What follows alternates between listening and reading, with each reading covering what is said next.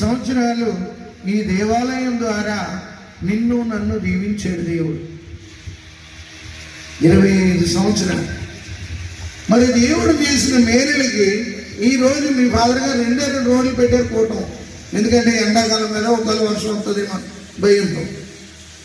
25 సంవత్సరాలు ఆయన నిన్ను నన్ను దీవిస్తే మనం ఆయన స్తుతించడానికి 2 రోజులు కేటాయించాం. హల్లెలూయా.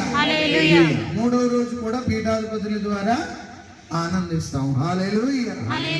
యేసు వందనం, యేసు స్తోత్రం, తండ్రి వందనం. నాకు ఆనందం వేసింది ఏంటంటే ఈ గుడి కట్టినప్పుడే నేను కూడా గురువుని అయ్యాను కదా. ఆ గుడి కట్టినప్పుడు గురువు అయ్యాను. ఇప్పుడు నాది 25 సంవత్సరాలు అయిపోయింది. హల్లెలూయా.